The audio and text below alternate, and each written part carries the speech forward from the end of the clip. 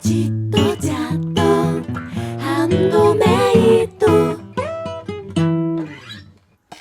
Hello everyone!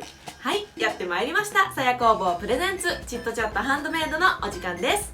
お届けするのはもちろん私、ピノンです。よろしくお願いします。今回はワイヤーを編んで作るアクセサリーご紹介したいと思います。はい、ワイヤーというとイニシャルとかハートとかのモチーフを作ったりとか、天然石の周りにこう巻きつけてワイヤーラッピングっていうのがあったり、フープピアスにビーズを通して巻きつけるワイヤーを使ったアクセサリー、いろいろあります。ちょっと難易度が高いかなって思われる方も多いと思うんですけども、今回はとにかくワイヤーを編んでいく、編むだけですっごく可愛くなっちゃうんですね、実は。はい、ということで今日はワイヤーを編んで作るアクセサリーをご紹介したいと思います。はい、それではですね、ワイヤーで編むアクセサリー、いろいろとバリエーションを作ってみたので少しご紹介したいと思います。こちらシンプルにもうビーズを通さずにワイヤーだけで編んだバージョンです。こんな風にね、ワイヤーの太さの違いによっても表情が少し変わります。こちらはワイヤー2本とワイヤーにビーズを通したもので3本で編んでいます。ビーズを一緒にこういう風に編むのも一つのバリエーションかなと思います。こちらはですね、編んだワイヤーの片側だけにビーズを置いてみました。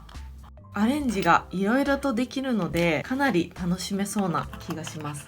こちらは両サイドにビーズを一緒に編んでいっています。で、ガラスビーズだけではなくてメタルビーズも一緒に編み込むとこんな感じになります。で、こちらは先ほどは外側にビーズを編んだんですが、こちらは内側ですね。ワイヤー編みの内側にこちらはビーズを編んでいます。で、こちらはですね、細めのワイヤーの方に小さなマルシオビーズを通しています。さりげないんですが、なかなか可愛いですよね。こちらは円の一部が開いたフープバージョン。こちらは完全に閉じたフープ作ってみました。はい、それではですね、今日具体的に使うものをご紹介していきたいと思います。今日使うものですが、こちらの作品、こちらのモチーフには 0.8mm のワイヤーを使っていきます。で、こちらマルシオビーズを使ったものの方にはこちらの 0.6mm のワイヤーを使っていきます。で、こちらビーズになります。こちらは 4mm のガラスカットビーズと、こちらがマルシオビーズになっています。はい、それでは早速作っていきたいと思います。それではこちらのモチーフを早速作っていきたいと思います。このようにワイヤーを三つ編みで編んでいきます。で、その間にビーズを入れていきます。この端処理ですね、ワイヤーの上と下の端処理もご紹介していきたいと思います。ではまずこちらは 0.8mm のワイヤーを使っていきます。長さが約25、6センチぐらいのものと、こちらが13センチぐらいのものを用意しています。これを半分に軽く折ります。で、編んでいくのにワイヤーがバラバラだとちょっと編みにくいので、先にここに絡ませておきます。こちらの13センチの方を軽く丸やっとこで曲げておきます。ワイヤーの真ん中にかけます。平やっとこを使って留めてしまいます。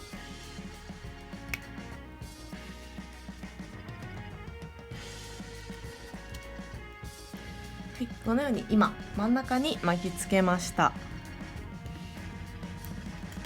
はい、この状態で編み進めていきたいと思います。ではこの状態でまず真ん中にビーズを通していきます。で、この後は三つ編みですね。髪の毛編んだりとか糸で編んでいく時とかと同じ三つ編みの仕方で編んでいきます。で、この時にしっかりとビーズに沿わせてグッグッとワイヤーで形を作りながら編んでいくと綺麗に形が作れます。で、ここでまた真ん中のワイヤーにビーズを入れます。今回は暖色系の色違いのビーズを通していってみようと思います。左側のワイヤーをしっかりとグッとビーズに沿わせて入れ込んでいきます。で、こちらも右側グッと、はい。で、この真ん中のワイヤーにまたビーズを通します。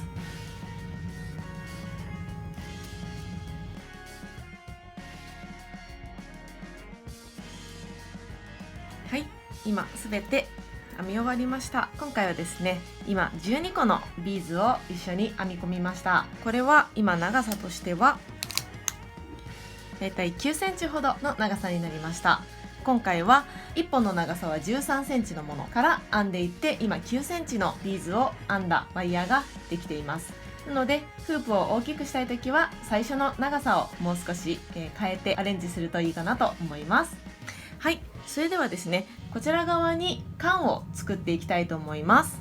今編み終わりのところで、この最後にビーズを通したところが真ん中に出ていて、その両側のワイヤーがこのように外側に出ています。で、この状態で真ん中のワイヤーに外側のワイヤーをくるくるっと巻きつけていきます。ではまずこちら側から巻きつけたいと思います。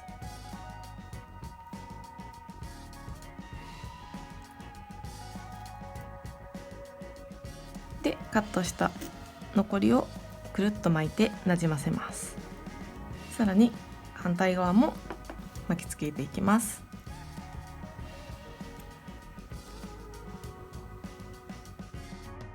このような状態になりました。ここでこちらの1本を折り曲げて 7mm ぐらいのところでカットしましょう。で、丸やっとこを使って缶を作ります。このように缶ができました。手で編んでいるのでばらつきがあるので、ここで気になる場合は丸やっとこや平やっとこを使って少し形を整えてあげます。ではここから丸いものに巻きつけてフープの形にしたいと思います。今回はね、このハケのサイズがちょうどいいので、こちらで巻いてみます。はい、これで円のねが一部開いたフープ出来上がりました。はい、今度はこちらのタイプのワイヤー編みをご紹介していきたいと思います。今回は 0.6mm のワイヤーを使っています。長さは13センチ、14センチぐらいの長さにしています。はい、で四つ編みは三つ編みよりも少し編みにくくなってくるので、ちょっとやりやすいように軽く上をセロテープで留めたいと思います。このように4本並べて1、2、3、4、この3本目は4本目の上に出します。で、この2本目ですね、2本目は1本目の上に出します。この状態からスタートになります。四つ編みはこの左に来るワイヤーをとにかく他のワイヤーに編みつけていくという流れになります。まずではこちらの1本目のワイヤー、左のワイヤーにビーズを入れます。少しここで癖をつけてあげます。1本目の上を通って2本目の下を通ります。3本目の上に出るようになります。で、この時に3本目の方にもビーズを通します。今通してきたワイヤーを上に出すようになります。で、この時にこのビーズを通した今3本目になっているものは少しクッと内側に癖をつけてあげます。今度はこちらが一番左に来ているので、こちらを編んでいきます。で、こちらにビーズを通します。ビーズを通して上下上と編みます。こちらにビーズを通して中に入れ込んであげて、一番左だったワイヤーを上に出します。最初はちょっとワイヤーが動いてしまって編みにくいんですね。綺麗な形になっていかないんですけど、だんだん編み進めるうちに形が綺麗になってきます。最初の方のちょっとあまり綺麗じゃない方も後で修正ができるので、このまま編んでいきます。またビーズを通します。上下通します。で、一番右のワイヤーにもビーズを通して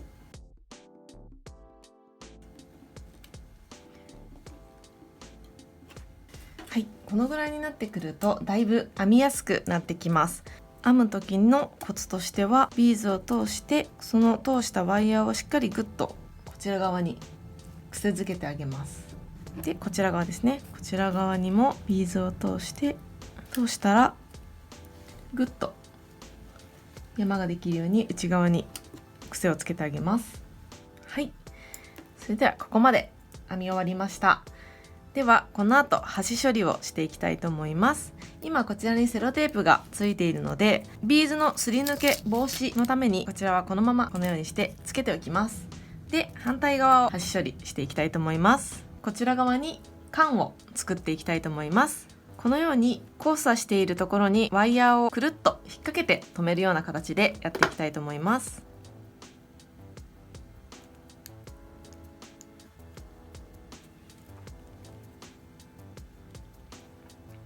今度はこちら側をこちらのワイヤーのこの辺りに巻きつけます。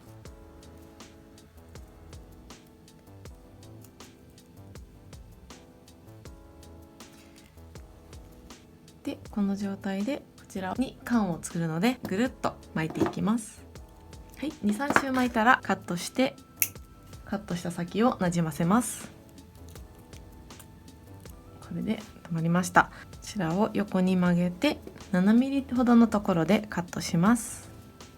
ぐるっと丸やっとこで巻いて缶を作ります。このようになりました。それでは反対側もやっていきたいんですけれども、少し形がいびつになっているのでこれを整えたいと思います。はい、それではこれで先ほどと同じように巻きつけていきたいと思います。端処理した後少し周りのワイヤーがよれてしまうので少し直します。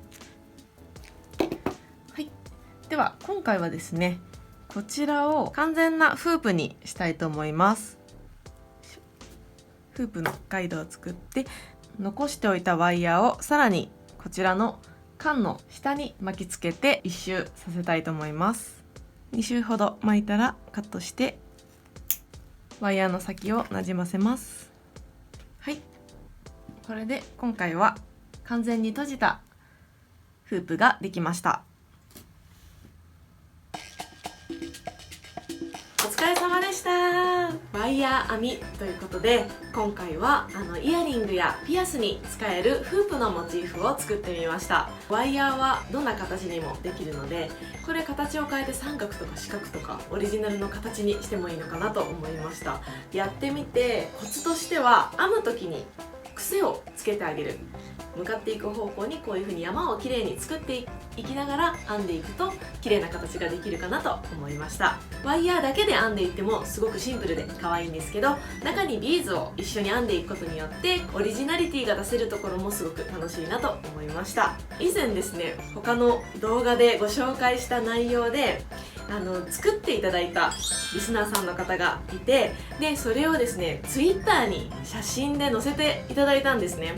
でシャープさや工房とかアットマークさや工房プラスタグ付けをしてもらうとチェックができるので、はい、この間はですねチェーンメイルを使った作品をアップしていただいて拝見させていただきました。すごく可愛くできていました。そんな感じでもしよかったら皆さんもね、こんなバリエーションもあったよっていうのとかで作っていただいた作レポなんかをいただけたらすごく嬉しいです。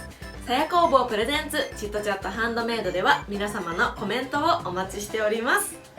気になるパーツや気になるハンドメイド、アドバイス、あとは恋愛相談などなど、はい、何でもいいので皆様のご意見をお寄せください。はい、またこの動画の中で使用しているパーツは、概要欄の方に URL 付きでご紹介しています。気になるパーツはぜひぜひチェックしてみてください。はい、ということで今回も見ていただいてありがとうございました。またすぐにお会いしましょう。 See you soon! バイバイ。チットチャットハンドメイド